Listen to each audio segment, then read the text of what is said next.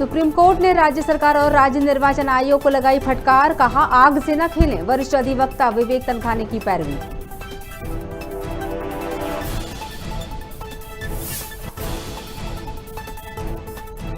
मंदसौर में प्रभारी मंत्री जिला अस्पताल की अव्यवस्थाओं पर हुए नाराज। मरीजों के अटेंडरों के बैठने पीने के पानी की नहीं थी सुविधा, कहा जिला अस्पताल को रेफर अस्पताल नहीं बनने देंगे। छत्तीसगढ़ में 15 निकायों में चुनावों के मतदान की तैयारियां शुरू। दोनों पार्टियां वोटरों को लुभाने लगा रही जोर। नेता कर रहे आम सभाएं और रोड शो। 55 दिनों के बाद एक बार फिर रतलाम में कोरोना की दस्तक। मांगलिक कार्यक्रम में शामिल युवक निकला संक्रमित। बस में भी कर चुका है सफर।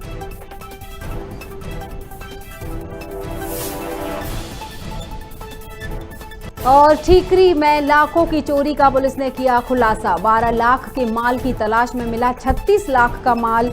6 माह पहले एबी रोड पर कंटेनर से हुई थी चोरी।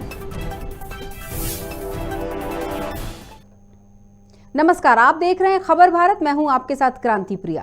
बुलेटिन में बढ़ेंगे। पहली खबर मध्य प्रदेश से जुड़ी हुई। मध्य प्रदेश में पंचायत चुनाव में रोटेशन प्रक्रिया सहित अन्य प्रक्रिया का पालन न करने को लेकर आज सुप्रीम कोर्ट में अहम सुनवाई हुई।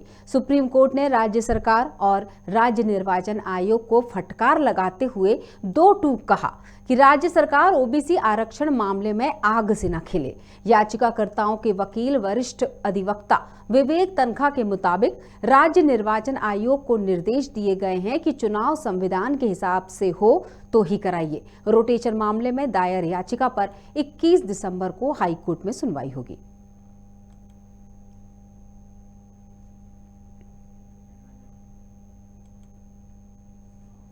शुक्रवार को मंदसौर पहुंचे जिले के प्रभारी मंत्री राजवर्धन सिंह ने मंदसौर में कार्यकर्ताओं से चर्चा कर जिला अस्पताल का निरीक्षण किया। प्रभारी मंत्री ने जिला अस्पताल में ऑक्सीजन प्लांट, आरटीपीसीआर लैब और जिला अस्पताल में बनाए गए कोविड वार्ड का निरीक्षण किया। इसके बाद प्रभारी मंत्री जिला अस्पताल के मैटरनिटी और जनरल वार्डों में पहुंचे। यहां मरीजों और उनके परिजनों को बाहर खड़े देख उन्होंने अस्पताल में मरीजों के अटेंडर के लिए व्यवस्था न होने पर नाराजगी जताई।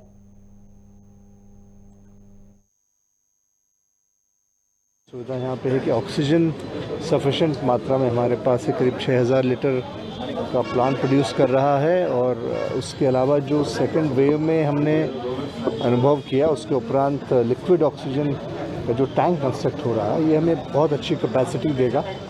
एडवांटेज ये रहेगा कि डायरेक्ट टैंकर से हम उसमें ऑफलोड करके सिलेंडर्स का रिफ्यूलिंग कर सकते हैं।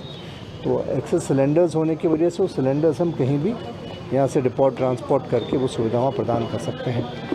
बेड्स के हिसाब से करीब 300 बेड ऑक्सीजन सुविधा से लैस हमारे पास हो गए, चाहे उसको डायरेक्टली प्लांट से कनेक्ट किया जाए या सिलेंडर्स रखे जाएं। तो इसके अलावा काफ़ी एडवांस मशीन्स हमारे पास में हैं, तमाम ब्लड टेस्ट की और सब मिला के 100 के ऊपर की वैरायटी के टेस्ट हम लोग यहाँ पे कर। छत्तीसगढ़ के 15 निकायों में चुनाव के मतदान का समय जैसे जैसे नजदीक आ रहा है, राजनीतिक पार्टियों ने प्रचार में अपनी पूरी ताकत लगा दी है। चूंकि मतदान की तारीख 20 दिसंबर है और 18 दिसंबर से आचार संहिता लगने वाली है, इसलिए कांग्रेस और बीजेपी के बड़े नेता कोई कसर नहीं छोड़ना चाहते। इसी कड़ी में भूपेश बघेल ने रायपुर के बिरगांव और दुर्ग जिले के भिलाई चरोदा में जनसभाएं और रोड शो किए, तो बीजेपी के पूर्व मुख्यमंत्री रमन सिंह ने भिलाई के रिसाली और चरोदा में और बृजमोहन अग्रवाल, श्रीचंद सुंदरानी, अजय चंद्राकर जैसे नेताओं ने बिरगांव में जनसभाएं की।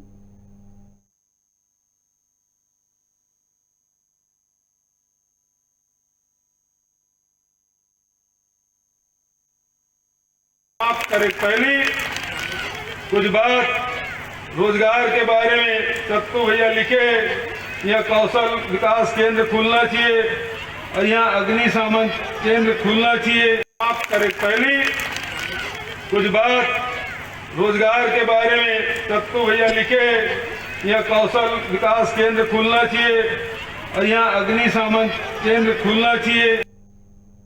रतलाम के ताल निवासी 22 साल के युवक में कोविड-19 के लक्षण पाए गए हैं। उसे मेडिकल कॉलेज में आइसोलेट किया गया है और उसके घर को कंटेनमेंट बना दिया गया है।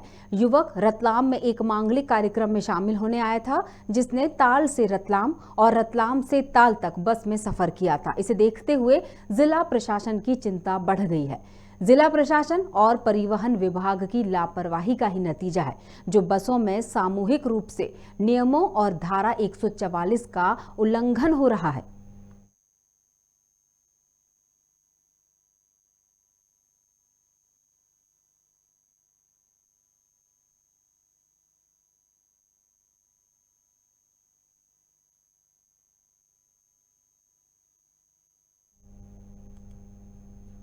छह माह पहले ठीकरी के एबी रोड पर कंटेनर से अज्ञात बदमाशों ने 51 मोबाइल के बॉक्स चोरी कर लिए थे, जिसकी कीमत करीब 12 लाख रुपए थी। थाने में इसकी शिकायत फरियादी पंकज ने 21 जुलाई को की थी। पुलिस अधीक्षक ने इस मामले में एक टीम गठित की और जांच पड़ताल के बाद सुनील नाम के व्यक्ति को मानपुर एबी रोड से गिरफ्तार किया गया। आरोपी सुनील के पास से 12 लाख आयसर, लगभग 10 लाख कीमत के 51 मोबाइल और अहमदाबाद हाईवे से 12 लाख कीमत के चोरी हुए मेडिसिन के कार्टून, इसके साथ ही एक लोहे का कटर भी जब्त किया है। यानी 12 लाख की चोरी की तलाशी में पुलिस ने लगभग 36 लाख का माल बरामद कर लिया।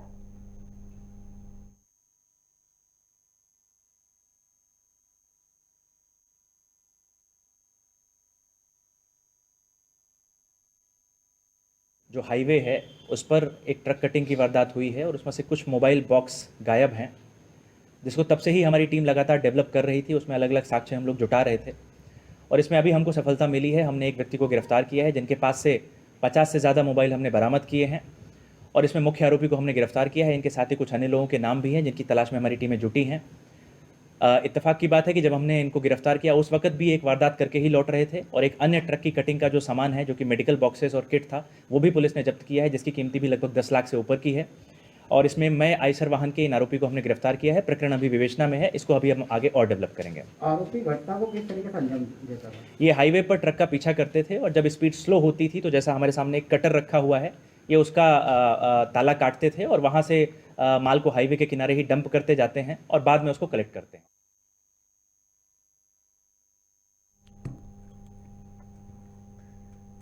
पूर्व राज्य मंत्री सूर्य प्रकाश मीणा के भाई किरण चंद्रमोहन मीणा ने सैकड़ों कार्यकर्ताओं के साथ विदिशा के वार्ड क्रमांक 2 से पंचायत चुनाव का नामांकन दाखिल किया।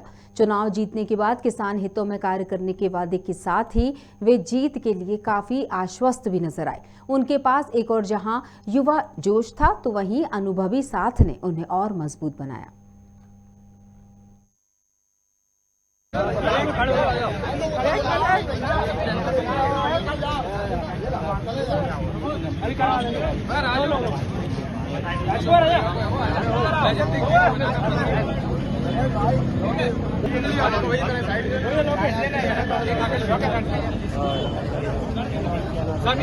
आज हमारे साथ नामांकन फॉर्म भरने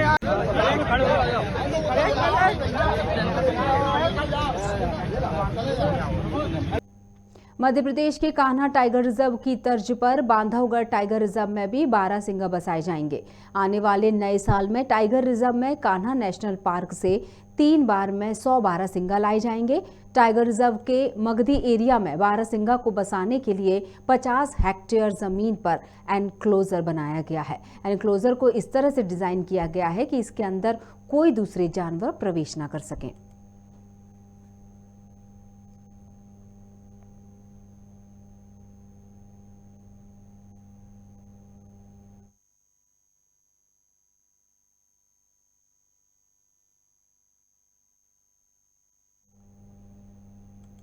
केंद्र सरकार के निजीकरण के खिलाफ देश भर में बैंक कर्मी की 2 दिवसीय हड़ताल मंदसौर में कुछ यूं देखने को मिली, जहां गांधी चौराहे पर United forum of bank union के बैनर तले चल रही हड़ताल में आज भी बैंक कर्मियों ने केंद्र सरकार के द्वारा लाए जा रहे बैंकिंग अमेंडमेंट एक्ट का विरोध किया और निजीकरण के खिलाफ जमकर नारेबाजी की। अभी तो ये धोखा है, निजीकरण धोखा है।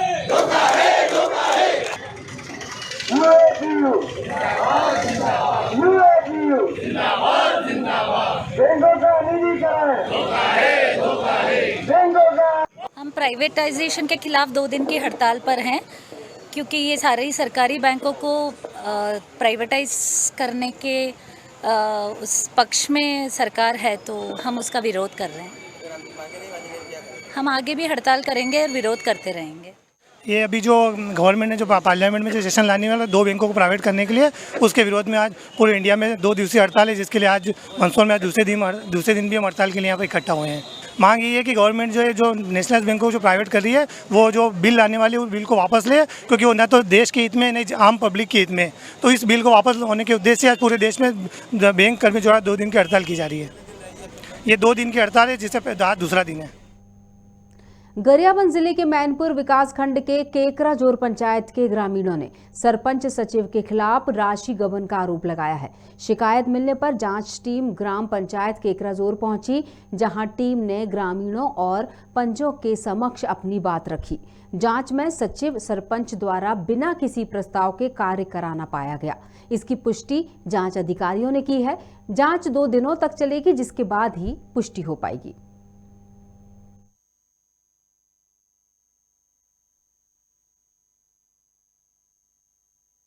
हमें अभी तक जांच अधिकारी से पूर्ण रूप से संतुष्ट नहीं है, क्योंकि हम जब 26/10/2021 को सीओ ऑफिस में हम जाके सभी डॉक्यूमेंट जैसे पासबुक, गार्ड फाइल, प्रस्ताव रजिस्टर, सभी चीज़ को जिस डेट में हमारा आपका जांच होने का था, उस तारीख तक पूर्ण हमको संपूर्ण जानकारी मिलना चाहिए था, जो कि हमें अभी पूर्ण रूप से नहीं मिला है। हमने 14वें वित्त 15वें वित्त के मूलभूत राशि इसमें आहरण हुआ था, जो बिना पंचायत प्रस्ताव से, बिना एस्टीमेट कार्य योजना का तैयारी करके वो आहरण किए थे, और उस पैसे आहरण को खर्च किए, और उस स्थान पे उस आहरण किए हुए पैसे का किसी प्रकार का मतलब कार्य नहीं हुआ है। देखिए सर, ऐसे कुछ मतलब फर्स्ट टाइम जो प्रस्ताव नहीं हुए थे, उसमें कुछ कारणवश जो कोरोना पीरियड में जो चल रहा था, उसी दरमियान में 6 महीना तक के भी मीटिंग आयोजन का प्रावधान नहीं था। फिर ऐसे कोई काम हुए जिसमें से राशि सरपंच। आपने ग्राम सभा का भी एक बार आयोजन नहीं किया है? ग्राम सभा भी सर आप पहले सरपंच के कार्यकाल में हुए हैं, अभी नए सरपंच जब से आई है तब से एक ग्राम सभा आयोजन किया था, उसमें भी वो डिस्टर्ब हो गया। जिसको किस प्रकार का डिस्टर्ब? माने वो क्या है, तालाब की बात को लेकर के पूरा वो आयोजन था, तो इसमें कुछ ग्रामीण आए, कुछ नहीं आए। और ग्रामीणों का यह भी आरोप है कि आपने राशन कार्ड बनाने के नाम से दस्तावेज लिया, लेकिन राशन कार्ड नहीं बनाया। राशन कार्ड में देखिए सर, राशन कार्ड के लिए बहुत प्रयास हुए अपन, जो नवीनीकरण के दौरान पूरा 21 राशन कार्ड बनने थे, जिनमें से कुछ कारणवश वहाँ अपात्र कर दिया गया, और 10 बना। और 14वीं वित्त की राशि को आपने नगद आहरण किया है, इसमें आप क्या कहेंगे? नहीं, 14वीं वित्त की राशि जो कुछ हुए वो नगद आए हैं, बाकी सब जीएसटी बिल में गए हैं। आज ग्राम पंचायत केकराजोर में जो ग्रामीण जन और पंच लोग जो शिकायत किए थे, सरपंच सचिव, तो वर्तमान सरपंच श्रीमती सुभाई मांझी और पूर्व सचिव सत्यनारायण हंस का शिकायत किए गए थे, जिसके जांच के लिए आज हम यहाँ पर उपस्थित हुए हैं। ग्रामीण जन के बीच हम लोग का शिकायत का उसका जो केस बुक, बिल वाउचर और अपना जितना भी। तो अब तक के जांच में क्या पाया गया? अभी तक के जांच में जैसे प्रस्ताव पंजी है, उसमें प्रस्ताव कुछ जगह पर लिया गया है, अब अधिकांश प्रस्ताव नहीं हुआ है।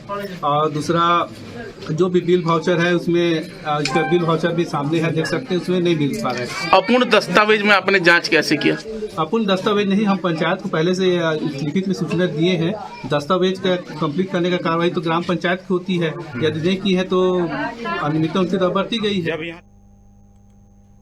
भूपेश सरकार के 3 साल पूरे होने पर मुख्यमंत्री भूपेश बघेल ने अपने दिन की शुरुआत प्राचीन दूधाधारी मठ में भगवान राम के दर्शनों के साथ की। फिर मठ में उन्होंने गौ पूजा की और पत्रकारों से बात करते हुए कहा कि मैंने प्रदेश की जनता की खुशहाली के लिए प्रार्थना की है। आगे ये भी कहा कि आप सबके आशीर्वाद से 3 साल पहले हमारी सरकार बनी और मुझे समाज के सभी वर्गों की सेवा करने का अवसर मिला। हमारी सरकार के द्वारा सभी योजनाओं को पूरा किया गया है। इसका परिणाम है कि आज छत्तीसगढ़ को हर क्षेत्र में पुरस्कार और सम्मान मिल रहा है। हमारे प्रदेश में हर वर्ग के लोग खुश हैं। 3 साल पहले शपथ ग्रहण के पहले, शपथ ग्रहण तुरंत बाद, हाँ, शपथ ग्रहण करने के तुरंत बाद दूधाधारी मठ में आके आशीर्वाद लिया था महान जी से भी, और भगवान राम दरबार तो लगा हुआ है, वहाँ मैंने प्रणाम करके फिर काम शुरू किया। और आज 3 साल पूरे हुए, और इस 3 साल में जहाँ किसानों के सेवा करने का अवसर मिला, वनवासियों की सेवा करने का अवसर मिला, गौ माता की सेवा करने का अवसर मिला, और उसका प्रतिफल है कि पूरे प्रदेश में लोगों के आय में वृद्धि हुई, चाहे किसान हो, चाहे मजदूर हो, चाहे आदिवासी हो, चाहे व्यापारी हो, चाहे उद्योगपति हो, सभी जगह सभी वर्गों में खुशहाली का वातावरण, और जो पुरखों ने जो सपना देखा था समृद्ध छत्तीसगढ़ का, उस दिशा में हम लोग लगातार प्रयासरत हैं। मध्य प्रदेश बीजेपी प्रदेश कार्यालय में पंचायत चुनाव को लेकर बैठक हुई और बैठक में सीएम शिवराज सिंह और बीजेपी प्रदेश अध्यक्ष वीडी शर्मा के अलावा पार्टी के कई पदाधिकारी मौजूद रहे। आपको बता दें कि बीजेपी अध्यक्ष शर्मा ने कहा कि आज बीजेपी मध्य प्रदेश के ग्रामीण निकाय को लेकर बैठक में जो संचालन समिति बनी है, ये चुनाव सिंबॉलिक नहीं होते लेकिन बहुत महत्वपूर्ण होते हैं। बीजेपी इस चुनाव में महत्वपूर्ण भूमिका निभाएगी। समिति में संयोजक कविता पाटीदार, तो वहीं रणवीर सिंह रावत, सरदेंदु तिवारी, अरविंद भदौरिया, रामखेलावन पटेल, उदय भान सिंह, रामपाल, राजेंद्र शुक्ला, रामेश्वर शर्मा और भगवान दास सबनानी समेत कुछ और लोगों को सदस्य बनाया गया है। एक ग्रामीण निकाय चुनाव की जो संचालन समिति बनी है, उस टोली की अभी बैठक संपन्न हुई है, और उस बैठक में खास तौर पर ये जो चुनाव हैं ग्रामीण निकाय के, इन चुनावों में सिंबॉलिक आधार पर तो होते नहीं हैं, लेकिन लोकतंत्र में, पंचायती राज व्यवस्था में ये चुनाव बहुत महत्वपूर्ण चुनाव होते हैं। इन चुनावों में ऐसे लोग चुन करके आए जो क्षेत्र के सर्वांगीण विकास के लिए, पंचायती राज व्यवस्थाओं में महिलाओं का एक बड़ा प्रतिशत है, हमारे अनुसूचित जाति, जनजाति, पिछड़ा वर्ग और हमारे सभी वर्गों के लोगों की महत्वपूर्ण भूमिका है। तो इस नाते से कि सबका प्रतिनिधित्व और ऐसे लोग चुन करके आए जो अपने गांव के विकास के लिए संकल्पित और प्रतिबद्ध होकर के काम करने वाले। शाजापुर जिले में पंचायत चुनाव आदर्श आचार संहिता लागू होते ही शहरी और ग्रामीण क्षेत्र के लाइसेंसी शस्त्र धारक अपने शस्त्र पुलिस थाने में जमा करवा रहे हैं। अभी तक शुजालपुर सिटी पुलिस थाने में करीब 450 में से 100 लोगों ने अपने हथियार जमा करवाए हैं। आपको बता दें कि पंचायत चुनाव के आदर्श आचार संहिता लागू होने के बाद जिलाधीश के निर्देशानुसार इलाके में शांति व्यवस्था बनाए रखने के लिए ग्रामीण और शहरी दोनों क्षेत्रों के लाइसेंसी शस्त्र धारकों द्वारा अपने शस्त्र नजदीकी पुलिस थाने में जमा करके रसीद ले रहे हैं और बड़ी संख्या में लोग हथियार जमा कराने के लिए थाने जा रहे हैं, जिन्हें सुरक्षित शस्त्रागार में रखा जा रहा है।